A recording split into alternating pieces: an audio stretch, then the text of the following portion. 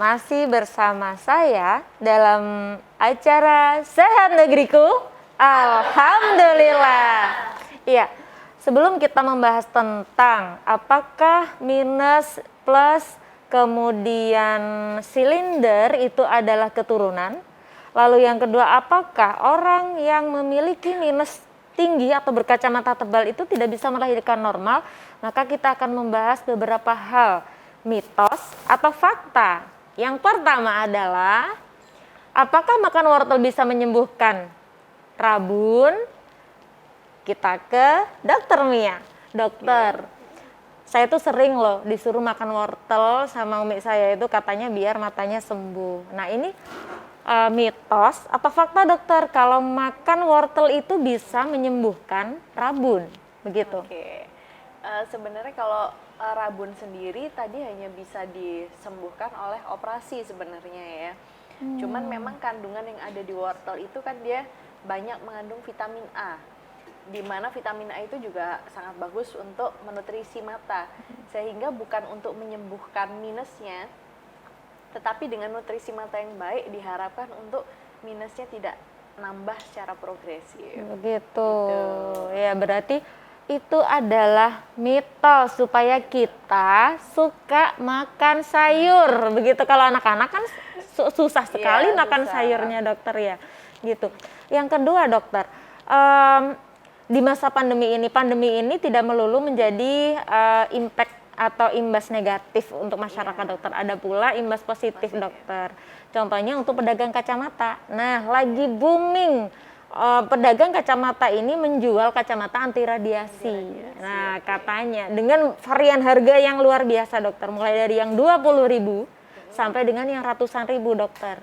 Nah, ini apa memang kalau memakai kacamata anti radiasi itu bisa mengurangi resiko rabun dokter? Gitu.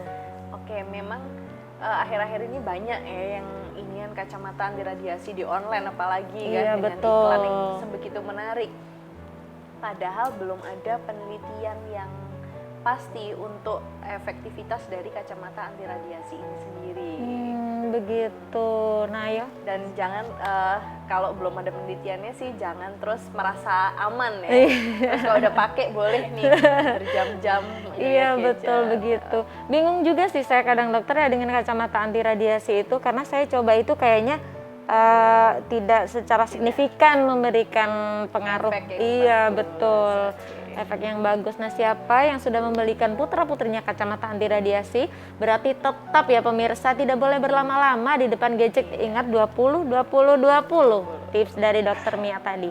Oke dokter, kita sampai pada pembahasan yang tadi dokter.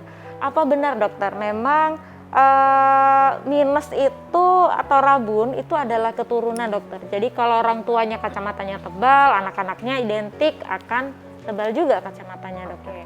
Memang dari data yang didapat, kebanyakan anak-anak yang menderita minus atau rabun, orang tuanya juga menderita minus.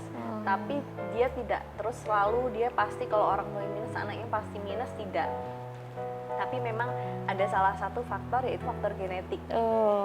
Ya, walaupun ada faktor-faktor lain. Kadang orang tuanya tidak minus pun anaknya bisa minus. Bisa minus. Pola ya dokter ya, itu pola hidup. Ya pola hidup begitu. Iya, jadi ya memang tidak, ini pemirsa memang tidak selalu keturunan. Mungkin kalau di persentase mungkin berapa dokter? 70-30 ya dokter ya? 30% genetik gitu ya? Belum ada penelitian gitu dokter ya? Angka yang pasti. Belum ada angka yang pasti. Cuman memang kebanyakan anak-anak dengan minus, orang tuanya biasanya kalau dalam data yang diteliti itu biasanya dia punya mengidap minus juga. Begitu, mengidap minus juga. Iya betul lah begitu. Oke dokter. Nah kalau yang tadi dokter bahwa perempuan atau wanita yang mengalami rabun dengan angka minus atau plus yang tinggi itu sulit atau tidak boleh melahirkan secara normal dokter, itu kenapa ya? Memang kadang itu banyak dipakai untuk alasan akhirnya lahiran normal nih, saya punya minus. Alasan pemirsa. Ada yang beberapa iniannya, aduh alasan aja nih, ada yang memang berkebutuhan seperti itu karena memang mata dengan minus yang tinggi itu dia mempunyai resiko retinanya itu lemah sehingga dia mudah lepas dari tempatnya. Nah, ketika retina itu mudah lepas dari tempatnya, itu namanya ablasio retina, sehingga orangnya itu mengalami kebutaan. Oh, Dan begitu. itu penyembuhannya juga lumayan complicated. Iya, iya. Nah, orang hamil dengan mata minus diyakini dia memiliki retina yang lemah, sehingga ditakutkan kalau saat dia mengejan, Iya. retina itu akan lepas. Tapi apa memang ini dokter ya? Apa memang bisa resikonya sangat tinggi maksudnya? Nah, itu ada lagi penelitian yang pernah dilakukan bahwa tidak ada hubungan antara mata dengan minusnya yang rendah, mata minus sedang atau mata minus tinggi dengan lepasnya retina itu. Jadi sebenarnya orang hamil dengan minus, asalkan dia kondisi retinanya bagus, tidak lemah, dia boleh melahirkan normal walaupun dia dengan minus tinggi sekalipun. Berarti tergantung kondisi retina, begitu. Makanya untuk tahu kondisi retinanya sebaiknya saat ada wanita hamil dengan minus, dia konsultasi ke dokter mata. Oh iya dokter, sering ya dikasih tahu minus berapa? Minus 5 dokter, awas cepet hamil. Ini kalau sudah lewat 5 tidak bisa melahirkan normal, begitu dokter ya. Masya Tambah Allah. deg-degan ya. Iya, tambah takut. Hah, berarti harus cepet-cepet ini. Cepet-cepet. Begitu, berarti harus cepet-cepet ini. Berarti begitu, berarti para ibu-ibu yang memiliki minus yang cukup tinggi tidak perlu khawatir ya. Rutin cek kepada dokter mata gitu ya dokter. Dipastikan dulu ke dokter mata, nanti dokter yang akan memutuskan apakah dia bisa untuk melahirkan normal atau memang harus seksio. Betul. Nah kalau gigi dokter, aduh mohon maaf nih, kalau gigi dokter, apa benar kalau misalkan gigi yang depan yang dicopot ini memang resiko ke mata? Ke mata, memang kan kalau di daerah gigi atau daerah wajah kan di situ tempat persarafan ya. Iya. Mungkin kalau ketika itu nanti dokter gigi ya yang Iya, bisa iya. menjelaskan lebih detailnya. Mungkin kalau ketika persarafannya itu yang terkena atau mungkin maka. mencabutnya ada tidak sesuai ya, Iya, ibaratnya tidak ada SOP gitu tidak sesuai dokter ya. SOP atau memang bukan ahlinya, istilahnya kayak seperti itu, jadi Iya. kecelakaan lah, itu mungkin bisa juga, cuma nanti mungkin dokter gigi yang bisa menjelaskan. Tidak selalu, secara artinya kan pastinya. tidak Iya, selalu dokter tidak ya. selalu. Tidak selalu gitu. Terkadang takut dokter kalau yang sakit itu gigi depan atau takut dicabut, jangan dicabut nanti matanya rusak begitu. Pemirsa pasti juga sering dengar begitu. Bukan dokter gigi yang bilang, tapi tetangga yang bilang jangan dicabut gigi depan nanti matanya rusak, tambah nggak kelihatan gitu. Itu kan takut. Sebenarnya kan kalau yang melakukan ahlinya seperti dokter gigi kan dia tahu bagaimana cara yang aman untuk mencabut gigi pastinya kan. Kalau kecuali kayak yang anak-anak tuh kadang ditali di nah itu saya kecil sering begitu loh dokter. Kecil sering begitu, ditali taruh di tiang itu kita narik-narik sendiri. Kan di wajah kan ada anatominya wajah, ada anatomi gigi, ada anatomi wajah yang dipelajari juga oleh dokter gigi. Begitu.